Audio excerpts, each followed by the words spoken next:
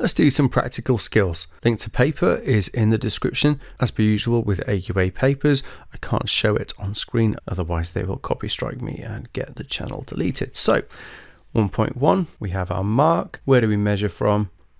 We measure from there to the middle of the circle. 10 oscillations takes 15 seconds. Therefore, time period for 1 is going to be 1.57 seconds, but we're talking about a quarter of an oscillation. Therefore, the time is going to be our time period divided by 4.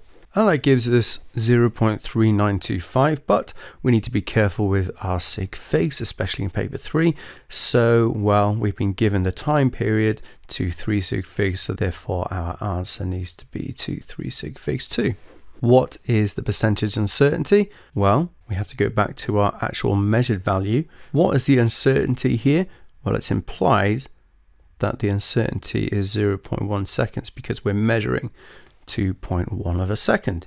So therefore, the uncertainty in that measurement is going to be equal to, or rather the percentage uncertainty is going to be equal to the 0.1 divided by 15.7. And sure, we can times that up. And let's times that by 100 to turn it into a percentage. Of course, that's just 10 divided by 15.7 really, isn't it? But that gives us 0.64%, let's go with. Therefore, if that's the percentage uncertainty for that, then that is also the same for that. And so therefore, also the same for that, because we're calculating our values from that measurement. 1.4, we're being asked to find a value for D. So therefore, we're going to find a mean. However, be careful whenever they ask you to find a mean, chances are they're going to chuck an anomaly in there. Are there any anomalies here? There is one that does stick out, 0.701. So we're going to omit that from our results. We're going to add up the other ones and then divide by 5. And that gives us to 3 sig figs, which it should be 0.59 meters. What about the uncertainty in that mean? Well, the uncertainty in any mean is equal to the range divided by 2. So what's our biggest value? It looks like it's 0.772. Take away our smallest value, 0.746, and divide that by 2. So that's 0.026 divided by 2. So that gives us 0.013. That's our uncertainty in the mean. We're looking for a value of G. What have we been given so far? We've been given D, or rather S. We know that it started from rest, so U is 0. We don't care about final velocity. Acceleration is G. That's what we're trying to find. And we also have a time. Therefore, we're going to use the equation S equals UT plus half AT squared. UT disappears. We're looking for A, so let's rearrange. A is equal to 2s divided by t squared. So we're going to use our mean. So that's 2 times our 0.759 from just now. Divide that by our time of 0.393 squared. Popping that all in our calculator. And that gives us, well, we need to go to 3 sig figs again, 9.83 meters per second squared. Not bad. But we're also looking for an absolute uncertainty. We're not looking for an error, so we're not going to do 9.83 take away 9.81. No, we're looking for an uncertainty. So we know the uncertainty in this from above was 0.013. So let's turn that into a percentage. So I'm just going to do 0.013 divided by 0.759 times that by 100. That gives us 1.7%. But we also have an uncertainty in this. We saw earlier that there was 0.64%, but because it's t squared, that means that we have to do 2 times that. So it gives us 1.28%. So we have an uncertainty above, an uncertainty below. If you want to find total uncertainty of things that are being divided, we just add them up. So I'm just going to call that 3%, at least to 2 sig figs it is. Therefore, 3% of this, we do 9.83 times 3% in decimal form. And that gives us 0. Needs to be to the same accuracy. So it needs to be to the second decimal place. And so we say that's 0.29 meters per second squared. That's our uncertainty.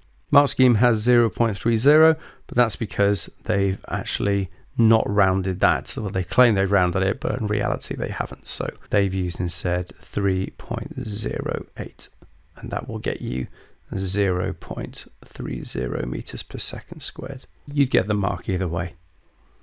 What could we do to reduce the uncertainty? Well, we saw that the ball was quite big, so measuring to the center isn't that accurate. So we could use smaller ball to obtain more accurate value of D. And well, we have the bar swinging, don't we, like that.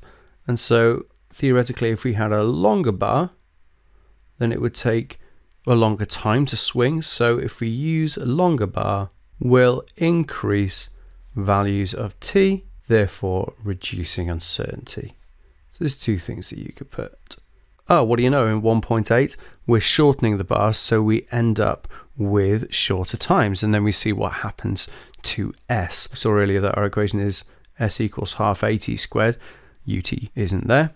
So we can see that S is proportional to T squared, or rather in this case, they go with D. So D is proportional to T squared. Therefore, we could draw a graph of D against T squared, and we'd end up with a straight line. The gradient of this is going to be equal to, that's half A, or in other words, G over 2. So that's all we need to say. Plot graph, calculate the gradient, and then we can say that G is equal to 2 times the gradient. 2.1, why do voltmeters have to have a high resistance? Well, that goes for any situation, doesn't it? We want no current to flow through it, especially in this case, so the capacitor does not discharge through it. 2.2, why are analog voltmeters better for this situation than digital? Mark scheme says one thing, but the most important about an analog anything is that it's constantly changing, whereas a digital meter has a refresh rate. So analog meter, we're going to say, constantly varies, or we can say instantly, rather than having a refresh rate like a digital meter. And sure, they give a really rubbish answer in the mark scheme. Basically easier to read. Yeah, they haven't really thought much about that, but whatever. Suitable full-scale deflection. Full-scale deflection is when your meter is all the way over here. Boop, boop, boop, boop, boop, boop. What do we want at the end? Well, it's not going to be a random number, and it is an ammeter, so we need to find the max current. When it comes to just this, is V equals IR, therefore current is equal to our voltage of 6, that's the battery, divided by the resistor, it's 100,000 ohms, so 1 times 10 to the 5, and that gives us 6 times 10 to the minus 5 amps, or we could say that that is 60 microamps. Of course, you will not have a meter that has an ending of 60. It's usually going to be 2, 2.5, 5, 10s, 1s, that kind of thing. So we're going to go for the next highest, 100 microamps, far more appropriate. We're looking for an uncertainty in the voltmeter. We have 2% uncertainty, so therefore we're going to say the percentage uncertainty is just going to be that 2.39 times 2% in decimal form. I can do that in my head, can't I? So that's 0.0478, I believe. However, we cannot give an uncertainty to a greater accuracy than the value, so it needs to be to that second decimal place, so we need to say that's just 0.05 volts instead.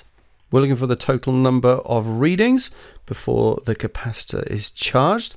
So first things first, let's find out what our total charge is. We know that Q is equal to VC, so that's our 6 volts times the 680 microcoulombs, so times 10 to the minus 6, and that gives us to 3 sig figs 4.08 times 10 to the minus 3 coulombs. Okay, we have a charge. Okay, so we have a charge. We had our current from above, 6 times 10 to the minus 5 amps. We know that current is equal to rate of flow of charge, so Q divided by T. Therefore, swapping T and I over, we end up with time is equal to charge divided by current. And that gives us a time of, well, 68 seconds. There we go, that's our time. However, we know that we can take a reading every 10 seconds. We might be tempted to say 6.8 readings. I know I usually tend to go for that, but of course there's no such thing as an eighth of a reading. So in this case, it's fairly obvious that we can't say that. We're not going to round it up either. We can't make that 7th reading, so we can only make a maximum of 6 readings. So the capacitor says it's 618, but it says the tolerance is 5% either way. So we need to find out whether or not the actual value sits within that range. And I'm accidentally doing 2.6 and 2.7 here at the same time, just so you know. So let's have a look. What have we got? Current is maintained at 65 microamps. So 65 times 10 to the minus 6 amps. But now we have a PD changing at 98 millivolts per second. So what we have is actually V over T. So this isn't something that we've really seen before probably. And so it's one of those times where units are your friends. Volts per second, that's not really a thing that we deal with. So I've just gone volts per second. That's voltage divided by time. I've put that in symbol form. So that makes it a little bit easier to deal with. So I know that's 0.098 volts per second. And so we're being asked to find the capacitance. So how do we find capacitance? Well, we know that Q is equal to VC. Therefore, capacitance is equal to Q divided by V, charge divided by voltage. But it seems like we have neither of these things, doesn't it? We have voltage per second, but not just voltage. And we have current, not charge. But actually, if we have a think, what is current? Just like above, current is equal to charge divided by time. So what can we do with voltage per second and charge per second? Well, if we have time on the bottom of both, what we can do is Q divided by T divided by V divided by T. And you should know that gives you Q divided by V. The T's on the bottom cancel. That V just ends up going up to there. So therefore, we just take our 65 times 10 to the minus 6, divide by 0.098. So 6.63, but because we've been given our data to 2 sig figs, we should have our answer to 2 sig figs too. So 6.6 times 10 to the minus 4 farads. What's that in microfarads? That's 660 microfarads. What's our nominal value? It was 680. Is that within 5%? Well, there's two ways you can do this. Either you can find out how far out 660 is from 680, or you can find 5% of 680. It doesn't matter. I'm going to do the former. So I'm going to do 680, take away 660, divided by 680, times 100. So that's 20 divided by 680 times 100, or in other words, 2000 divided by 680. I can cancel a 0, so 200 divided by 68. And that gives me, well, it was 5% to 1 sig fig. So let's just say that's 3%. So yes, it is less than 5%. It's all good. 2.8, finally, what circuit can we build to charge and discharge this capacitor? First things first, we need a battery.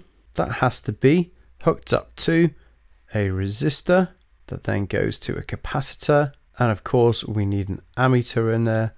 And then we need a voltmeter. So that's it for charging. However, if we want it to discharge, then what we need to do is have a little switch in here that just basically, that just lets the capacitor discharge through the resistor there. So if you flip it to the red position, then the charge is just going to go like that. So we're being asked to find the capacitance. Let's do it graphically. So we're going to charge capacitor, then discharge, record time taken to reach varying voltages, or PDs. We know the equation is V over V0 is equal to e to the minus t over RC. Therefore, taking logs of both sides, we can see that log of V over V0, that's the same as log of V minus log of V0 is equal to minus t over RC. Therefore, we can say log of V is equal to minus t over RC plus log V0.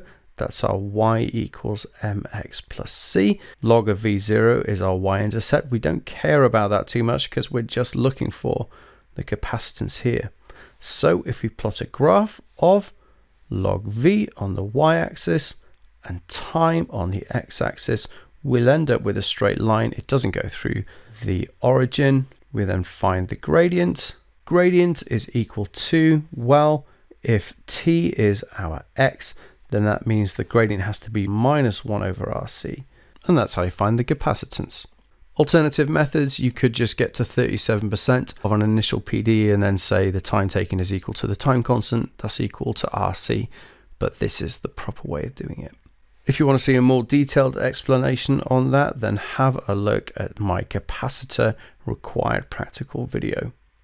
Is this exponential decay? Well, if it is, that means that if we go across a certain amount and then go across from there again, we should end up with the same relative drop in whatever's on the y-axis. So therefore, we're going to say lambda going from 300 to 400 and goes from 1.6060 to 1.6040. Going from a lambda of 400 to 500 gives us a drop in n from that 1.6040 to, what's that now, 1.603. It's not looking good.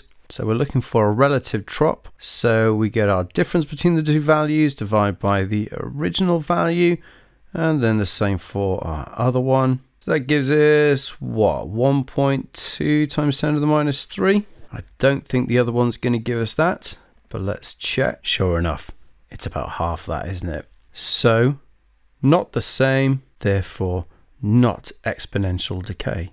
If it was, it would be the same relative drop in n for every 100 or any value that you choose for lambda.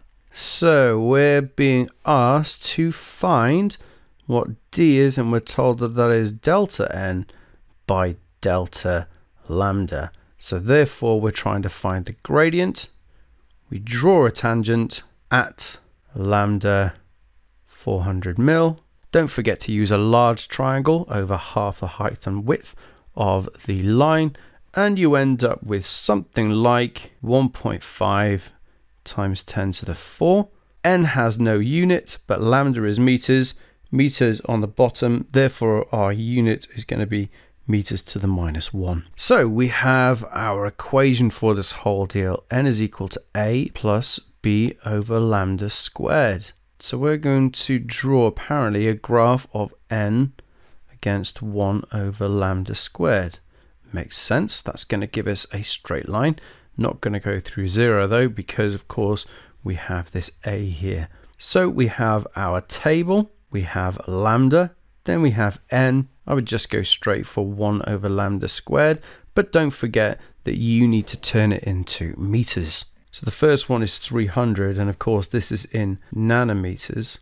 So therefore our calculation would be 1 over 300 times 10 to the -9 squared. That gives us 1.11 times 10 to the 13. The unit of that is going to be, well, it's meters to the -2, because this is meters, but it's squared. Okay, and we could, if you wanted to, put times 10 to the 13 in there, and so we can just put our value 1.11 in there. And then you have to calculate that for all of our values. Make sure that you're careful, because even if you get one wrong, then you are going to drop a mark or two. Same for 3.4, where we're just plotting our points, come up with some good axes as well. We're going from 1.11 all the way to 0.28. How many big squares have we got to play with? 1, 2, 3, 4, 5, 6, 7 actually. So 7 squares. So we can't go from 0.2 to 1.1. I mean, we'd have to go to 1.2 anyway, because that would require 10 squares. So actually we might as well go from 0 all the way to 1.2. So each square is going to be 0.2, and we get all the way up to 1.2. There we go. And obviously we need times 10 to the 13 there. 3.5, we've plotted our points. Again, you need to be careful. They're very picky with that. They will check them very carefully, so you need to be accurate. And then we draw our line of best fit as well. And then the y-intercept. The y-intercept should be something like 1.6014. So it is going to be below the x-axis, of course. State the significance of A. Well, what is it? So n is equal to a when 1 over lambda squared is equal to 0. Now, in order for 1 over lambda squared to be 0, lambda needs to be infinitely big. Therefore, when lambda goes to infinity, therefore, we can say that it's the refractive index when wavelength is infinitely long. We have another relationship, that is n equals c lambda to the d. How can d be determined graphically? Well, of course, if we're trying to find d, then we need to use logs of some kind, lateral log or base 10, up to you. I prefer natural log. So I'm going to log both sides, so log of n is equal to the log of c lambda to the d. Let's use our log identities. Let's do it one step at a time. So the log of two things times together is those logs added up. But then we have the log of lambda to the power of d, so that d can come out to there. So we can say that log of n is equal to log of c plus d log lambda. Therefore, we can plot a graph of log of n against log of lambda. If this is y equals mx plus c, that means that d is going to be our gradient. So log identities, knowing them, very important for paper 3 especially. There we go. I hope you found that helpful. If you did, please leave a like. If you click on the card, it'll take you to the AQA playlist where you can see the other papers. See you next time.